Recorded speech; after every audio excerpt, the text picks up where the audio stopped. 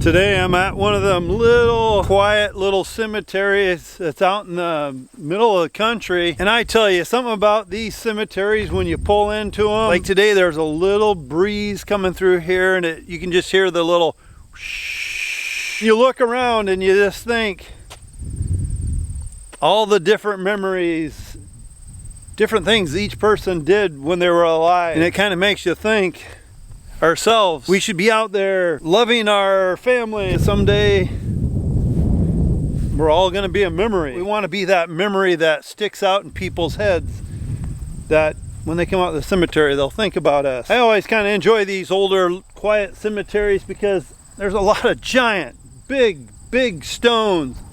When you look around, look at all the big stones. I always kind of enjoy these country cemeteries. So like I said before, if you guys are driving down the road and you just want a place to walk around, kind of clear your mind, pull in a cemetery. They welcome people. They want people to come out. Well, we have a grave here we need to cover, so let's get that done. And one of them days, I'm not moving faster than a turtle on 3 legs. Just a beautiful day. We always put plywood on the grave after we dig it so nobody falls in. And then after the vault man is done and family's out of here, he always lays the plywood back on the grave, and then we'll move it so we can cover. Oh!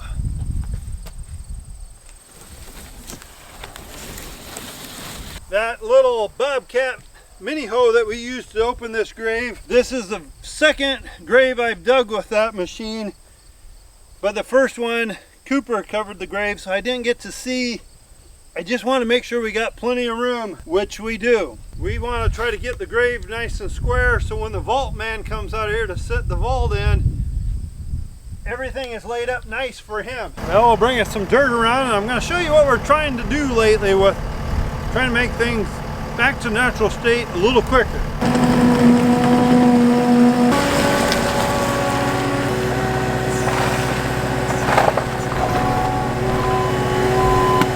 Trying to do lately, if we're getting some nice dry dirt like this, we're trying to push the dry dirt down besides the vault. That way, hopefully when it rains, it will fill in quicker. That kind of stuff is what makes a grave sink more when it starts to fill in around the ends. That one actually got a pretty nice crack, so it went down real nice. We're not trying to be disrespectful standing in there or anything. We're trying to get things back to natural state quicker, so when families come out, the grave looks nice. We don't keep getting a bunch of settling.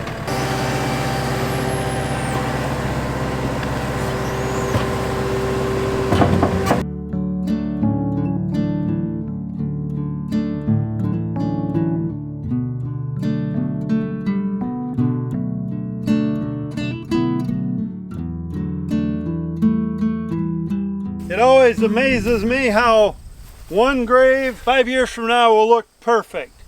You might take another grave about the same time as this one. 6 months later, it's sunk a whole bunch. Don't sometimes understand it, but different dirt, different rains. We've had some graves we've never had to come back to touch them up. This one's kind of underneath a tree, so it probably won't get the rain like some. I always leave the skid loader bucket fairly close in case you get some hard chunks like this. You can get rid of them. We try to, time we get all said and done, I like to have a nice flat top, not like you see in the movies where it's nice and coned or rounded. I want a nice flat top. That way when we get rain, the rain pushes it down. And if it's rounded on top, the rain washes off, and we don't want that. We want it to push the whole grave down.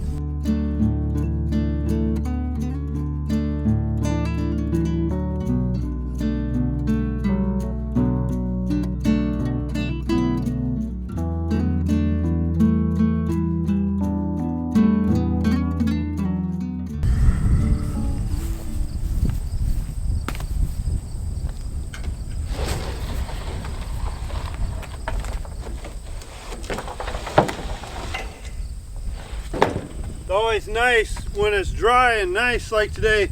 When it's raining or muddy or heck, the old plywood gets really heavy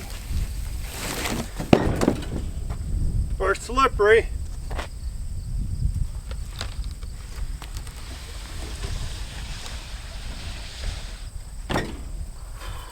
Now as I'm walking around, I kind of scan around, make sure I'm not missing anything. The only thing I did forget was the grass seed. And I even talked to Cole about it. It's always nice just to seed them right away, even if they're gonna settle. It kind of gets some grass started on them if we get the rain and the nice weather. And I forgot the grass seed, but that's minor. A lot of these old cemeteries kind of in the back corner, kind of sight unseen somewhat, they always have a dirt pile. Well, yesterday or when we dug the grave, we had to dump the dirt with a dump box. So now I'll try to get that pushed up on the pile to make it look a little neater.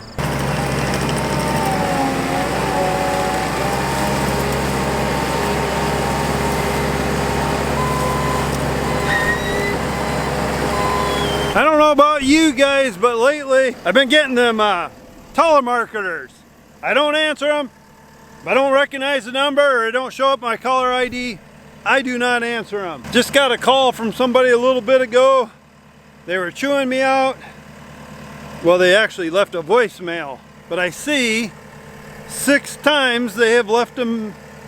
Well, they tried calling me 6 times today, so it showed up, you know, blah, blah, blah, no message, no number, so you think it's a telemarketer. They finally left a message, and they were kind of not the nicest people in the world. That, why wasn't I picking up the phone? Well, it was actually on a burial on a lot that a family is looking for. But I told them, I said, I'm sorry, I don't answer them. If you don't leave a message and I don't know who you are, I'm not gonna pick up. It's telemarketer. Well, the guy goes on to tell me, yeah, I'm the same way, I hate telemarketers, blah, blah, blah. And then he starts chewing me out again for not answering the phone. He called 6 times and I'm like, hey, calm down. We just went through this. Thought you were a telemarketer. So anyhow, long story short, after we talked for a while, out of the 18 cemeteries we dig at, I'm like, which cemetery are you talking? Come to find out, it's not even one of the cemeteries I dig at, is north. I guess, you know, I probably should add on to that a little bit. If you're a telemarketer and you're watching us, I apologize. I really like you as a person, but I don't like your job.